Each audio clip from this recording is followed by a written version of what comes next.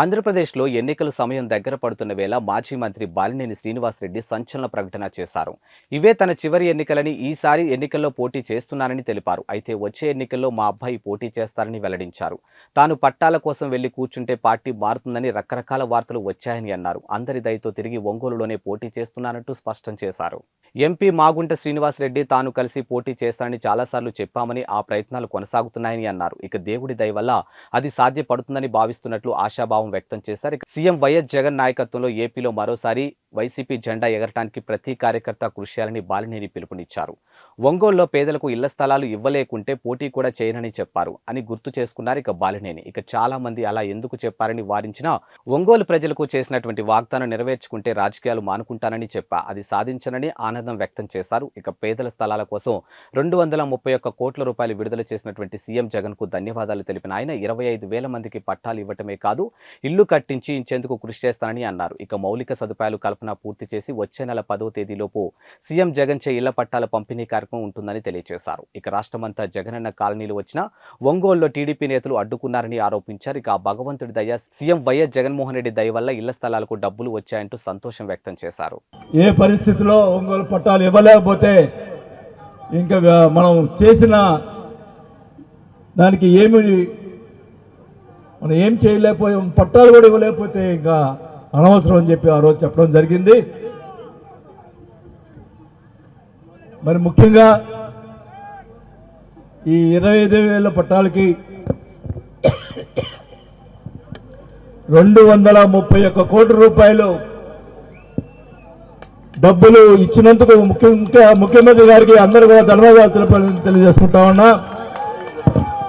జై జగన్.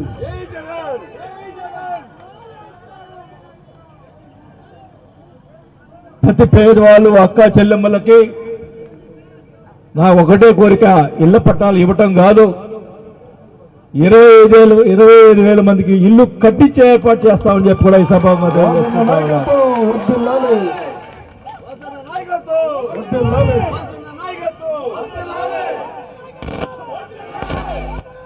ఇప్పుడు డబ్బులు ఆల్రెడీ వచ్చున్నాయి.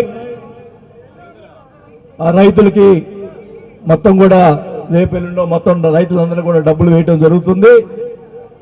అక్కడ ఇన్ఫ్రాస్ట్రక్చర్ ముందుల రోడ్లు, కరెంటు ముందుల రోడ్లు వేసి, అంటే మళ్ళా ఎలక్షన్ కోడ్ వస్తే మళ్ళీ పట్టాలు ఇచ్చేదానికి ఇబ్బంది కాబట్టి ముందుల రోడ్డు వేసి ముఖ్యమంత్రి గారి చేతుల మీదుగా పట్టాలు ఇచ్చే కార్యక్రమం 10వ తేదీ లోపల జరుగుతుందని కూడా ఈ సభగా వాళ్ళు తెలుగుదేశం మనిషి, అదే మనిషి చేత అక్కడ మైనింగ్ జరగాలి, పట్టాలు ఇవ్వకూడదని చెప్పి కోర్టులు వేసిన పరిస్థితి నిజంగా ఉందంటే సిగ్గుపడాలని చెప్పి కూడా ఈ సభలో తెలియజేసుకుంటాను. పేదవాళ్ళ ఇళ్ల స్థలాల కోసం పాటుపడితే నిజంగా చాలా బాధాకరమైన విషయం అని కూడా తెలియజేసుకుంటా ఉన్నా. ఏమైనా కానీ ఆ భగవంతుడి దయ, మరి జగన్మోహన్ రెడ్డి గారి దయ, మనకి ఇళ్ల పట్టాలు డబ్బులు వచ్చినాయి. మన 25,000 మందికి నేను చెప్పాను ఆ రోజు, 25,000 మందికి వాళ్ళకి ఎవరైతే ఆ పేర్లు ఉన్నాయో వాళ్ళ ఆడవాళ్ళు అందరూ కూడా ఆడవాళ్ళ పేర్లే కాబట్టి వాళ్ళకి చీరలు కూడా పెట్టి పట్టాలు ఇస్తానని చెప్పాను.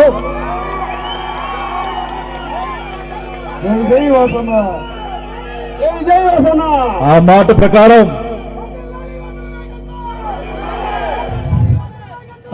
ప్రకారం కూడా అందరూ కూడా అదే రకంగా చేస్తామని చెప్పి కూడా తెలియజేసుకుంటా ఉన్నా.